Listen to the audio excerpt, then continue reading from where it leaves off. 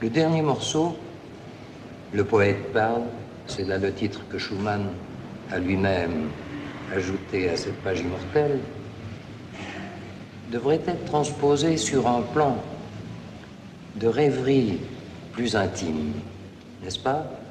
Pas seulement la belle sonorité, la détente expressive de la phrase, mais un sentiment plus rêveur. I studied the Cortot exercises, the rational principles of pianoforte technique there over the course of 4 years while I was a student at Bates College, which was about 40 years ago. And I had 3 different teachers, each of whom approached the techniques with a different focus, a different level of commitment, and a different desired outcome. But each of them necessary to my development as a pianist, as a musician, as a composer. I'd go so far as to say as a human being. But if you listen to someone practicing these exercises, practicing these Cortot techniques, you probably wonder what on earth is going on. They aren't flashy. There's not a lot of whiz-bang. They aren't etudes. They aren't pieces. They don't leap over the keyboard. They don't require you to massively extend your presence at the keyboard. And yet what they do is teach you how to touch the piano, how to get into the piano, how to create a sound from the piano, how to make what looks like a mechanical process, how to make that sing. You know, a pianist doesn't touch the strings like a violinist. We don't change directly the column of wind like a clarinetist. We hit a key that hits a hammer, and it's hard to see how we have any control over what happens once the hammer has exited the key, and yet we do. And these Cortot exercises help learn that. They teach that. They make you experience. La vérité est qu'il faut rêver ce dernier morceau, pas le jouer.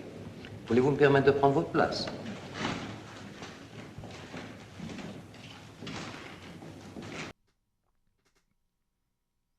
So here's what Cortot says in the introduction.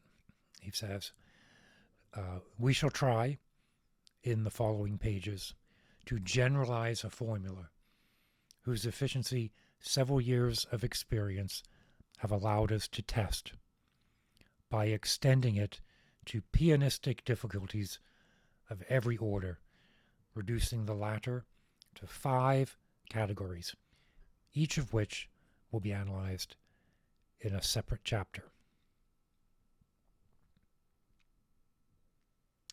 That is to say, that instead of pursuing virtuosity along the uncertain paths of complication and ever-increasing technical difficulty, we shall seek, on the contrary, making use of the valuable examples afforded us by athletic training, to retain only those movements which are indispensable to its complete development. Now, of course, in 1920, athletic training meant something very different.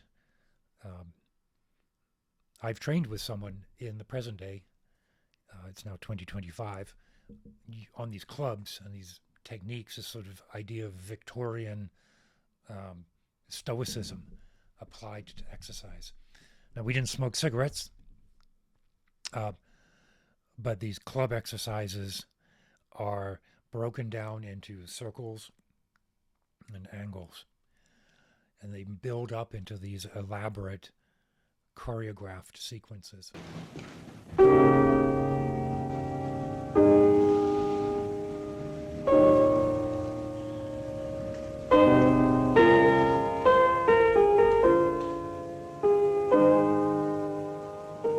Et là, ne pas relier les deux phrases.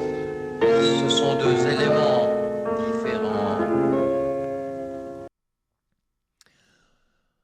what Cortot identifies as the foundational exercises, the 5 indispensable movements, are evenness and independence, passing under the thumb, techniques of double notes, techniques of extensions, and technique of the wrists. Each of these techniques has a chapter dedicated with a series of exercises that move through different permutations.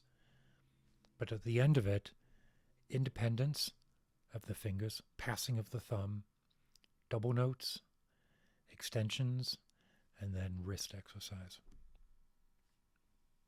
De la même condition musicale. Et ici, comme une sorte d'interrogation.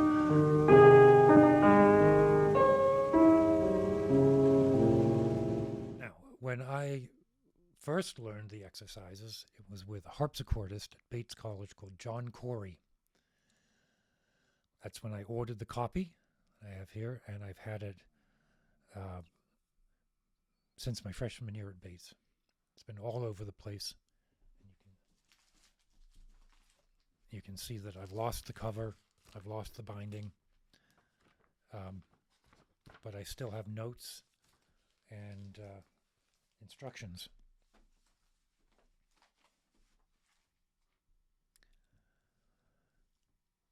The directions for the first series of exercises is to silently depress all the keys. This is really important.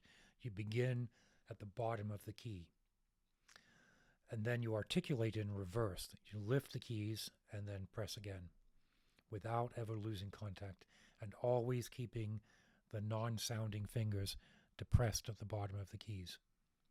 This is how Cortot trains you in independence. The patterns are increasingly complex, but the complexity comes from the balance and the shifting of weight that's required. I love these exercises. Of all of them, this first series has been with me the longest, and I always return to it. There's a real sense, I find, of pressing into the base of the key. My knee is lifted up. I feel like I'm pressing the base of the piano up and playing into it. And I love that sensation. That sensation is more important to me than the sound. I'm mostly deaf. I'm completely deaf in this ear. I'm quite hard of hearing in this ear, with kind of damaged frequency. But the sense of touch has never left me, even as the sound of the instrument itself can be a bit bizarre or a bit unnatural. Et à nouveau une autre, tendrement, interroger l'avenir. At the harpsichord, you cannot do this, right? So perhaps it was a bit perverse to use the Cortot exercises at the harpsichord, except in the sense of the necessity of control. But if you start at the bottom of the harpsichord, there is no profound sense of bass at the bottom of a harpsichord. If you put your weight into the keys, it will just keep pushing up. But this is when I first learned the exercises and first learned the sequence that is Series 1. The intent is to develop independence of the fingers.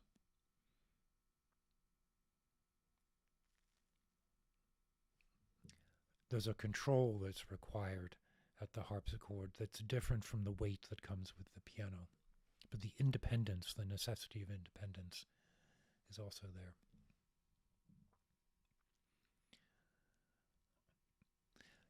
John Corey,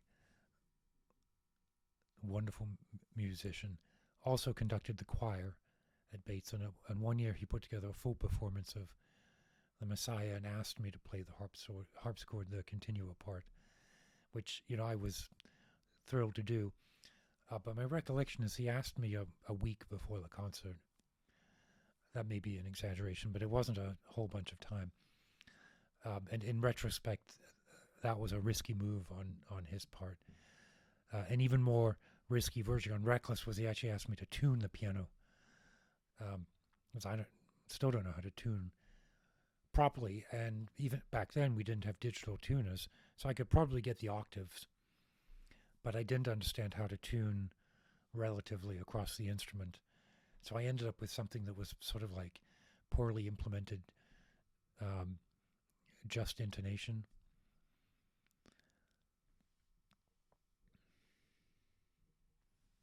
So I still feel badly about that concert, because in retrospect I can see what an enormous investment had been for him in time to pull this together. Bates was not a large school.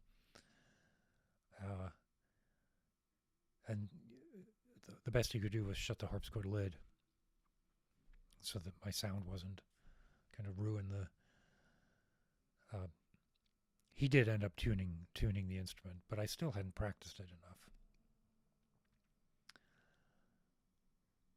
But how fortunate was I to be at a place where I could just show up as a not very well tutored young musician. I didn't take music that seriously in high school, and have the opportunity to study with a harpsichord. It was wonderful.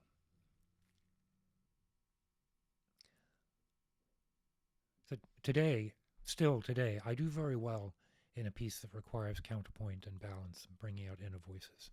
But I do tend to get too stuck in to the keys. And so there's brilliant virtuosic gestures that come, particularly when you start looking at the chapters 4 and 5, the extensions and wrist techniques. I didn't ever really absorb those, and so this brilliant virtuosic gestures kind of elude me. I spent most of last year working on Chrysleriana. Cortot has a pedagogical edition of Chrysleriana that I'll come back to in a different video. And I managed to make my way through it, even sounding kind of metal in that opening section.